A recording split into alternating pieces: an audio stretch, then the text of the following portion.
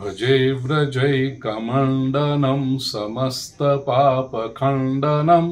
स्वभक्तचित्तरञ्जनं Sadaiv नन्दनन्दनं सुपिच्छगुच्छमस्तकं सुनादवेणुहस्तकम् अनङ्गरङ्गसागरं Namami कृष्णनागरम् मनोजगर्वमोचनं विशाललोललोचनं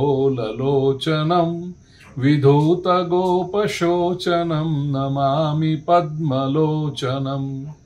करारविन्दभूधरं स्मितावलोकसुन्दरं महेन्द्रमानदारणं Namami कृष्णवारणम्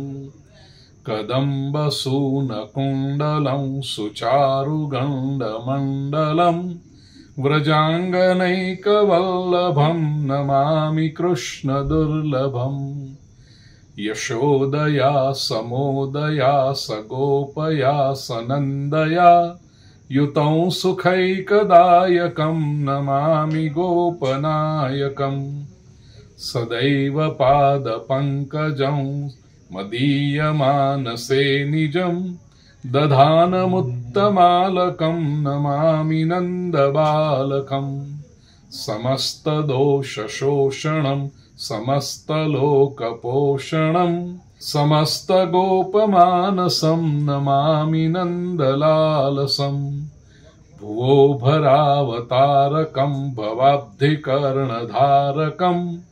यशोमतीकिशोरकं Namami चित्तचोरकं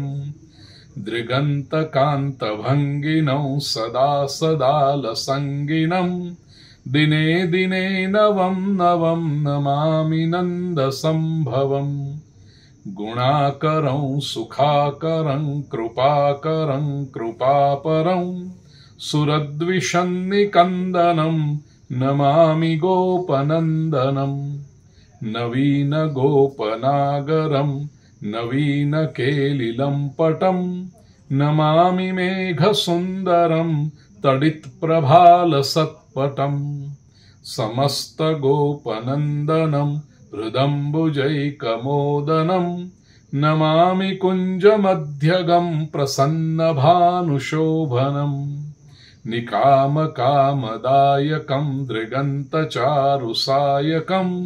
रसालवेणुगायकं Namami कुञ्जनायकं विदग्धगोपिकामनो मनोज्ञतल्पशायिनं Namami कुञ्जकानने प्रवृद्धवह्निपायिनं